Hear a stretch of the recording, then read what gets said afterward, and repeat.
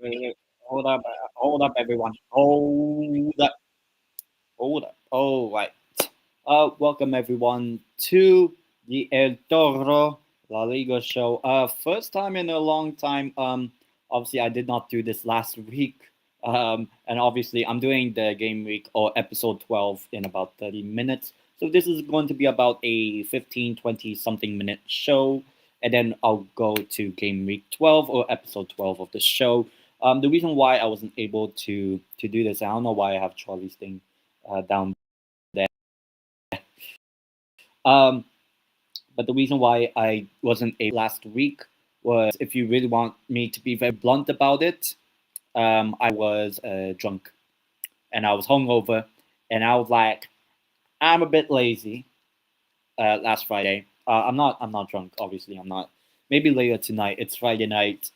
Get to enjoy, the tapa, and especially in my city, whereby we are having some nice tapa for this coming 2-3 weeks. So that'll be quite nice for me. Get to enjoy a bit of tapa. If anyone doesn't know, it means like a small food or whatever, as you know, Spanish culture. But yeah, this is the show whereby obviously talking about the La Liga season so far, or each game week of La Liga. Now, obviously, because the games have already happened of game week 11, this is going to be more of a review, a very quick review of each of the games. So before we get started, please do hit the like button on the channel. Subscribe, obviously, because I am going live in 30 minutes to do episode 12, just so that we can actually catch up as well, just ahead of the game in about an hour as well. But yeah, let's review the games. Let me just put it up here. All right. So the first game we have here is Getafe. Sorry, Getafe against Girona. And now, obviously, I did not do predictions for these games, but Getafe were a big win, obviously, against a very struggling Girona team. I think Getafe deserved the win. They had a lot more better opportunities in the game than Girona did, I'll be honest. And if you look where it ended up, Getafe or in seventh, they're technically in a Conference League spot, and I do not think the extra Champions League spot will go to La Liga, especially what happened with the La Liga sides this past Champions League week. But yeah, Getafe in a good spot right now. Back-to-back wins at last for them. Meanwhile, Girona still bottom of the league on 7 points, only one win all season. So they definitely need to bounce back if they really want to get themselves in a good situation. They're only just 2 points behind 17th place Mallorca, so they're not that far off. But obviously, one win is not great for them. And obviously, I just think that overall, Girona didn't deserve as much. I think Getafe won the game as convincingly as they did last week. And now the second game was on last Saturday. I was actually on a live watch long with Strasbourg Steve for this one. It was Villarreal against Rayo Vallecano. Now, obviously, I actually because I was on Steve's watch long, I said like 2-1 Rayo. It ultimately ended 4-0 for Villarreal. 4-0 win. I think first half, I'll be honest, Rayo were much more. I think it was a quite even game in the first half, even though Moreno scored. And it was only 1-0. I think second half, first 20 minutes of that second half, it was just a calamity in defending for Rayo Vallecano. And it led to Villarreal getting 3 goals and winning the game 4-0. The game was practically wrapped up. In that one, yeah, as you can see, the second half definitely a lot better from Villarreal, but we saw what happened to them in the Champions League. Went all the way to Cyprus and went back with no points and no goals in that one. But yeah, just based on this game, great. But what happened afterwards in Cyprus, not great. Villarreal are still third in the league, in a good spot right now. Seems like I don't want to say they're going to tank, the Champions League campaign, like get eliminated in January, but it's not looking good for them in the Champions League. Meanwhile, Rayo Vallecano, in 14th, actually 10th on 14 points. Yeah, not fantastic, but obviously the upcoming game, which I will talk about for episode 12 in about 25 minutes. They're going to play against Real Madrid. They're hosting Madrid. So, yeah, not a great result, obviously, for Rayo Vallecano, but I believe they won. I hope I am correct by saying that. Let me, I don't know let me quickly just check if Rayo Vallecano won this past yesterday. Yeah, they did. They beat Lech Poznan 3-2. So a big result for Rayo Vallecano. And next up, the next game, let me put it back, was Atletico Madrid 3, Sevilla 0 in a quite dominant display, especially in that second half from Atleti. 3-0 win, Julian Alvarez, Thiago Almada, and Antoine Griezmann with 3 goals for Atleti. And as of course you can see, Atleti were a lot more dominant in this game. Obviously, they then went on to beat Union Saint-Gilloise in the Champions League. So, it's kind of a nice feeling. Now, if you really look at it, right, Atleti are 4th in the league. Yeah, they've gotten us up a few draws here and there, but they're actually quite in good form if you want to sometimes just a bit discredit their Champions League so far. They're good at home, but away they're a bit shit. But, they're actually unbeaten in the last 10 games in La Liga because they lost the opening game of the season to Espanyol. But then since then, they've not lost in La Liga. So they've actually, people are not talking about them. Obviously, they're like, 8 points behind Real Madrid. I don't think Atleti are going to really catch up to Real Madrid, even we're only in November. But I think Atleti, they've done themselves well after a shaky start to the season, but now they've really improved. Meanwhile, Sevilla, after the last time they've picked up points was that win against Barcelona before the October international break, and since then they've lost every game. So it kind of killed any sort of momentum that Sevilla had since that win over Barcelona. So not a great result for Sevilla, and yeah, it might end up being mid-table somewhat. The next game, obviously, Real Sociedad versus Athletic. This was the Basque derby, obviously. Real Sociedad with a 3-2 win over their rivals, or friendly rivals. They're not, of course, yeah, they can be butting heads between the two, but it's more like a family type of vibe, I would say. Like, no one's going to get really upset. But obviously, you want to have bragging rights. And a last minute goal by, excuse my Basque, Gorostegi, I think. Look, I don't speak Basque, okay? But yeah, with the last minute goal practically. Yeah, I'll be honest. This was actually, I thought this game would be a bit underwhelming, but it actually turned out being a good result and a good watch, actually, especially with the highlights. And I got to saw a bit of it.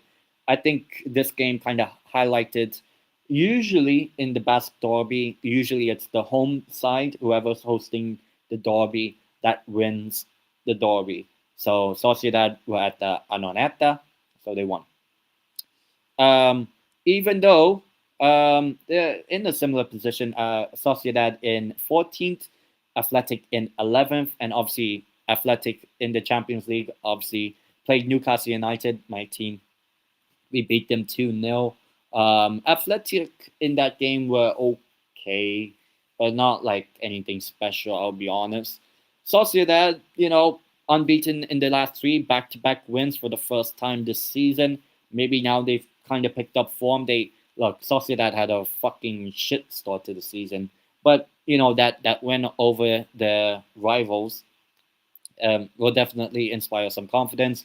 Likewise, Athletic have lost back-to-back La Liga games, plus the Champions League game. So, look, I'll be honest, Athletic are in a really bad spot at the moment. Lots of injuries and illness, so it's not been great for the club from Bilbao. But yeah, next game.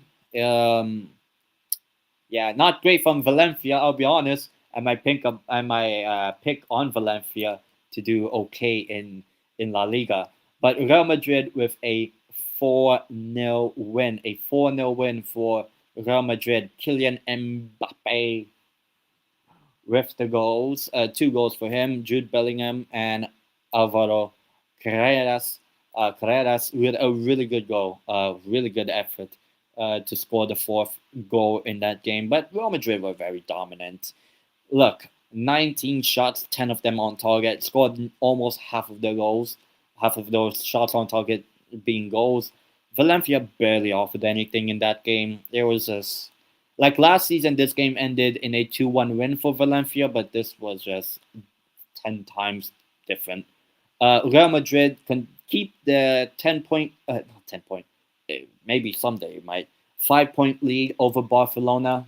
And I've only dropped points in one game, which was the game against Atleti, which, I'll be honest, not the worst. Like, when you think about it, Real Madrid, yes, they lost to Liverpool the other night, but I'll be honest, losing to Atleti and Liverpool, both of them being away, which historically could be difficult ground for Real Madrid. Look, I would say it's not the worst case. I know there are some people saying, "Oh, Xabi Alonso out." I'm like, no. Like I do believe that Real Madrid are still very good favorites to win La Liga. I've picked them to win La Liga this season, and right now it's looking good. I picked them to win the Champions League. Yeah, it's not looking good right now because they're not number 1 or 2 or 3, whatever. But I think Real Madrid are in a okay. They're in a good. They're okay. It doesn't matter what happened against Liverpool. Like, you know, I'm not even a Madridista as well. Just saying. Meanwhile, Valencia, it's been shit. It's been really, really, really shit from them. Um, Look, I had them making Europe. Now it could change. Obviously, they started last season shit, but they ended the season really well. I thought maybe the end of the season form could carry them into this season, but yeah, it's not. It's not been like that. And they're on 9 points. Yeah, they're joint in points with Levante and Mallorca, but yeah, it's just not been good. Really not been good from Valencia. I could see um, the guy, I forgot his name, the manager could be sacked, maybe. I forgot the name. Maybe he'll come back. Ah, jeez. Ah, jeez. This game, Levante 1, Celta Vigo 2. Obviously, not great for me as a Depor fan. Now, Celta Vigo actually have won 5 games in a row. It's frustrating. It's frustrating, for me. And they scored in the last minute as well, Celta. I don't want to talk too much about this because I think Celta deserve it. Look, 21 shots and a lot more. Look, Levante, I think they might, in the end, might get relegated. I'll be honest. They're on 9 points. Celta Vigo, unfortunately, 12 points in La Liga, or 13 points in La Liga, but in 12 after 11 games. I don't expect them to get Europe. I'll be honest. They're doing okay now in the Europa League, which I'm a bit worried about. But then Levante, yeah, as I said, I think they might get relegated when the season comes to a close.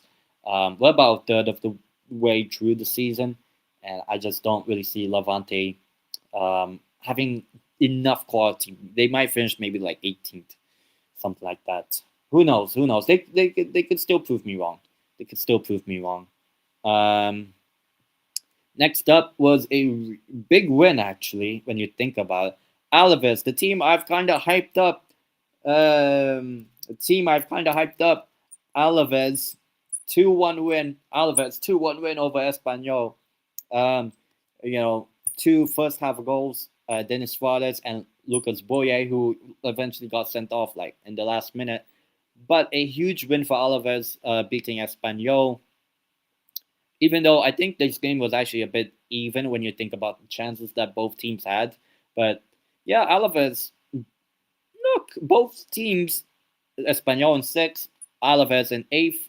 Yeah, probably like 3 points behind Alavés uh, from Espanyol. But Alavés, I think, I know some people said they might get relegated. I know Charlie said they might get relegated. I'm like, nah, I think Alavés could actually be okay. I don't know if they could get into Europe by the end of the season, but they can definitely get themselves in a good spot to get into maybe potentially Europe.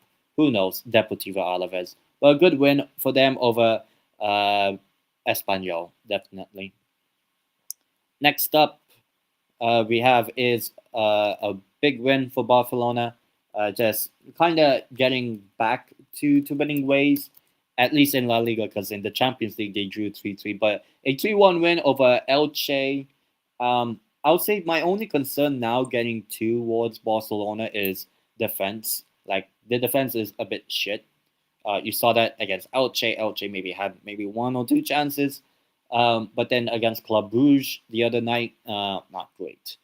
But yeah, two early goals in the first 15 minutes from Jamal and Ferran basically won the game somewhat. But then Rafa Mir for Elche scored, but then Marcus Trashford scoring the goals, scoring the third goal for Barcelona. But actually, when you look at it, look, the possession 51% Elche. It kind of shows that there's a little bit of like a bit of defensive uncertainty. Now, if Elche were probably a little bit more clinical before the third goal, maybe they would have won the game, or not won, but maybe gotten a point. Who knows? Yeah, but Barcelona still 5 points behind the rivals Real Madrid, which they lost the El Clásico actually about 2 weeks ago now. So a 5 point gap. Who knows what could happen? Obviously, check my game week or episode 12 in about 10 minutes roughly. Elche in ninth on 14 points. They're in and amongst it, but since the unbeaten start to the season, the first, I think, 8, 9, 10, 11. Yeah, the first 7 games where they were unbeaten, now they've not won a game since then. Since practically the international, just before that last international break. So not good for Elche, but I think they'll be okay by the end of the season. Who knows? Next up is the GOAT. We talk about the GOAT. Meh, you could say. And that being Real Betis getting a win over Mallorca, a 3-0 win against the Balearic side. Anthony, the GOAT, meh, scoring, and Abde with the other goal. First half, it was wrapped up. I think Betis definitely deserved the win. Look, they were really dominant in this game, especially that first half. Just got a message. Yeah, I think overall Betis definitely deserve. And look, Betis now up to fifth. Maybe they could potentially push either Atleti or even Villarreal for Champions League football, because I don't think La Liga will get the extra spot in the Champions League for next season. So it's going to be real tough test. If Betis can balance that and really push for a Champions League spot and compete in the Europa League, which they could be, they are favorite or amongst the favorites to win. Meanwhile, Mallorca on 9 points, practically in that relegation dogfight. It's just not looking good for them. I'll be honest. Yeah, not good, not good for Mallorca, especially how they've been over the past like 2-3 years. Before this season, they were a pretty decent side. Reached the Copa del Rey final, not last season, but the season before. But yeah, this season's just not been that. It's just not been that from Mallorca. Not great. And then the final game of the last game week for episode 11, game week 11, is a pretty dull, boring game between Real Oviedo and Osasuna 0-0. Literally nothing really much you can say. Yeah, Osasuna were probably, you could say, the better side, but both teams just really, really bland, I'll be honest, especially in the attacking sense. Look, Oviedo, not in great form. Osasuna, also not in great form. And I feel like I'm kind of expecting this from Osasuna, like to not be as good as they were maybe a season ago. But yeah, they're not in a good spot. 11 points after 11 games, so they've only picked up 1 point per game, basically. Oviedo, I'd say maybe it could have been a missed opportunity. I could have gone to this game potentially, but maybe it was actually good I didn't because it ended 0-0. Yeah, just not great. I'll be honest. Really, really not great from either side. And right now, it's looking like Oviedo might be in that dogfight. So yeah, now it is time for the El Toro de la Semana, the Bowl of the Week, which is obviously talking about game week 10, not game week 11. I'll talk about that in the game in episode 12 in about 8 minutes. But from last week, yeah, well, 2 weeks ago actually. Well, you guys kind of know my feeling. Actually, I did have one candidate. People would say Bellingham because he scored the winner in El Clásico, but I would actually say, if I'm not mistaken, I have to remember if this is correct. I need to. No, not that. Okay. Okay, I might actually have to just say Jude Bellingham. Yeah, you know what? I'll go for Jude Bellingham to be the El Toro de la Semana, the best player of the week, you can say, in La Liga. Okay. But yeah, I probably go with Jude Bellingham, the ball of the week, the El Toro de la Semana. Now, I just need to kind of sort this little bit out. I'm not going to go in detail with this, as in like the Segunda, because I do want to talk about the Segunda, obviously. Let me just make sure I have it perfect. Great. All right. The Segunda. All right. Quickly run through, maybe for a couple minutes, or a minute or so. Yeah. So here you have Huesca 1, Las Palmas 1. This is game week 11, so almost 2 weeks. Yeah, 2 weeks ago. Ceuta beating Leonesa 1-0. You have Cordoba beating Albacete, Eibar 0, Leganes 0. Burgos with a huge win, and Burgos are kind of they're a potential dark horse. Who knows to get promoted? Beating Sociedad B, Granada Cadiz 0-0. Racing Santander, they got a bit of revenge on Mirandes. That was the playoff semifinal. So Racing Santander beating Mirandes 3-1 at their ground. Malaga 4-1 winners over Andorra. You have Almeria beating Castellon. You have Sporting Gijon beating Zaragoza. And the final game of that week or 2 weeks ago, or during the El Clásico day, Deportivo 1, Valladolid 1. A game of both halves. You can check out my show with Charlie talking about how that game went for Depor. And yeah, not the best performance that one, but got at least a point. And then moving on, game week 12. So this was this past weekend. Yeah, Racing Santander beating Sociedad B, so continuing their good form now. Leonesa beating Mirandes 3-2 in a Castilla Leon derby somewhat. You have Albacete 2, Huesca 1. Burgos, huge win. Back-to-back wins we're talking about now. Beating Leganes 2-1 at the Botac Stadium. Almeria 3-1 winners over Eibar, and 0-0 of Andorra Cadiz. Cordoba beating Ceuta, so they finally ended Ceuta's probably really good start to the season. Sporting Gijon, nil. Las Palmas, nil. I could have also gone to this game potentially, but good thing I didn't because it also ended nil. Both Asturias clubs ended 0-0. I could have gone to one of those games. Funny. Castellon 2, Malaga 1. You have Deportivo La Coruña beating Zaragoza 2-0. You can check out my video I made on my channel talking about that game. And then finally you had Valladolid 2, Granada 1.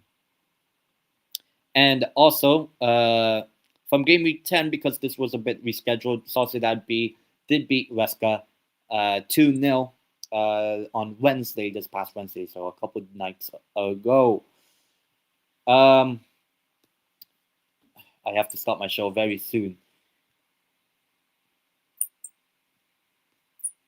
And so the table, and then I'll quickly end the stream and start the next one. Racing Santander and Almeria are in the top 2 places. And then you have Burgos, Deportivo La Coruña, Las Palmas, and Cádiz in the playoffs. Valladolid, Córdoba, Sporting Gijon, Ceuta, Albacete. Albacete kind of growing a bit confidence now. Andorra, after a pretty decent start, you could say, kind of dropped down now. Leganes, not great since getting back to the Segunda. Castellón, Leonesa, Malaga, and Huesca, and finally Eibar to make up the list. And then the bottom 4, as I said, get relegated. Sociedad B on 12 points, Granada on 11, Mirandes on 9, and Zaragoza continuing their shit run of games and are in the relegation zone. They actually have one of the worst records after 12 games. I don't think Zaragoza are going to survive, I'll be honest. That's just my take on them. But yeah, thank you guys so much for watching. Obviously, let me actually put the link, potentially the link for the episode 12 show, which I'm going to do literally in about a minute or two. I will put it in the live chat. Is that if anyone's watching, right there, you can check it out. Right there, that's the link for the show in about a minute. So, without further ado, I will say peace out very quick, well, for just this stream, and I'll see you guys in 1, 2, 3 minutes. So,